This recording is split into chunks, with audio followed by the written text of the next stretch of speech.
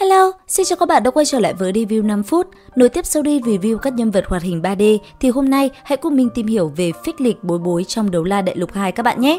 Có thể các bạn chưa biết, thời thơ ấu của Bối Bối trải qua không mấy suôn sẻ.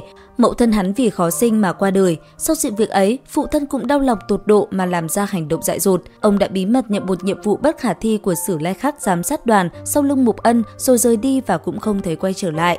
Sự ra đi của hai người này khiến cho Mục Lão bị đả kích rất lớn, mà cũng từ đây Bối Bối nghiễm nhiên trở thành cô nhi. Bởi thế, Mục Ân đã nuôi dưỡng và chăm sóc Bối Bối trưởng thành, ông xem hắn như tâm can bảo bối của bản thân vậy.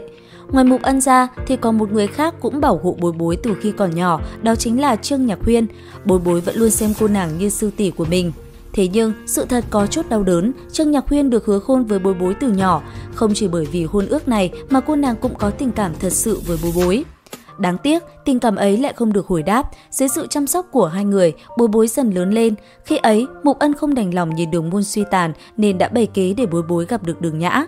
Đó cũng là thời điểm khó khăn nhất của Đường Nhã khi có ý định trọng trấn Đường Môn. Tại đây, hắn bái Đường Nhã làm vi sư và được cô nàng truyền lại cho toàn bộ thủ pháp và tuyệt học Đường Môn. Song, theo thời gian trôi qua, song phương đã phát sinh tình cảm và quyết định tiến tới mối quan hệ hẹn hò. Cũng từ đó, vì mục tiêu quật khởi Đường Môn mà Bối Bối nguyện ý đánh đổi bất cứ thứ gì.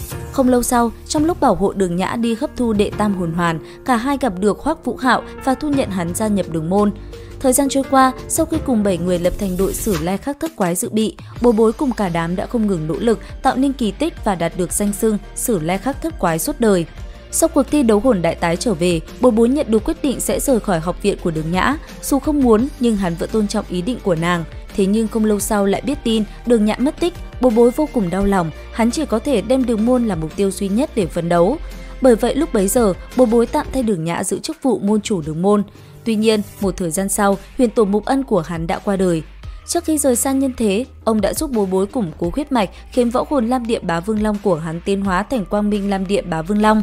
Nháy mắt thì kỳ thi đấu hồn đại tái lần kế tiếp lại diễn ra. Lần này, Bối Bối dẫn dắt đồng bạn đại biểu cho Đường Môn tham gia cuộc thi này tại Đế quốc Nhật Nguyệt. Ở đó, hắn đã nhận ra Đường Nhã bên phía người của Thánh Linh giáo. Tuy nhiên trớ trêu thay, cô nàng đã bị tẩy não nên không hề nhận ra hắn và đã khiến Bối Bối bị thương. Rất may sau đó, trong lúc quyết chiến thì Bối Bối đã giúp Đường Nhã tạm thời thức tỉnh, nhưng cũng vì điều này mà phải trả cái giá đắt do Lam Ngân Bá Vương thương đâm xuyên qua ngực. Rất may, dưới Quang Minh chi lục của Vương Đông Nhi bảo hộ công thêm kẹo mút trị liệu của Hòa Thái Đầu thì tính mạng của Bối Bối mới giữ lại được. Thế nhưng lúc bấy giờ, Bối Bối cũng chưa thể chân chính đánh thức Đường Nhã mà khiến cô nàng rơi vào trạng thái tẩu hỏa nhập ma và bị phong hào đấu la của Thánh Linh giáo mang đi.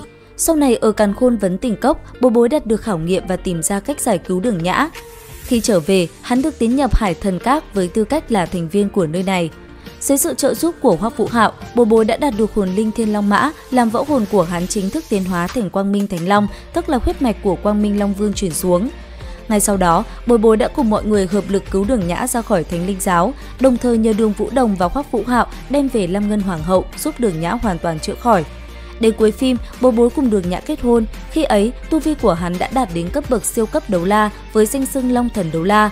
Có thể nói, mặc dù chuyện tình cảm gia đình lẫn tình yêu đều có chút trắc trở, nhưng về thành tựu tu luyện thì vị đại sư huynh của thất quái lại không hề tầm thường. Ngoài sở hữu hồn linh Thiên Long Mã tu vi 2 vạn năm ra, phích lịch Bối Bối còn có lĩnh vực siêu cường, đó chính là Bá Hoàng Lôi Vực. Kích phát ra lĩnh vực này lập tức sẽ khiến không khí trong phạm vi lĩnh vực bao phủ trở thành lôi điện thế giới, địa quang cũng có thể hóa lỏng, bạo phát ra lực bạo động kinh người. Chưa dừng lại ở đó, đệ thất hồn kỹ của hắn có tên Quang Minh Thánh Long chân thân, giống như tên gọi thì Bối Bối có thể triệu hồi Thánh Long và mượn được sức mạnh của huyết mạch thuần túy chiến đấu. Không chỉ vậy, Long Thần Đấu La Bối Bối còn vang danh với chiến kỹ Quân Lâm Thiên Hạ. Ngay cái tên thôi đã thấy bá đạo rồi đúng không các bạn? Trong phạm vi chiến kỹ này bạo phát ra thì đối thủ của hắn chỉ có thể cảm nhận được sự bất lực và cảm giác thần phục vô điều kiện mà thôi. Như vậy, trên đây là toàn bộ thông tin về phích lịch Bối Bối mà mình tổng hợp được. Các bạn có yêu thích nhân vật này không? Cùng comment ý kiến dưới phần bình luận nhé! Video đến đây là hết. Xin chào và hẹn gặp lại các bạn!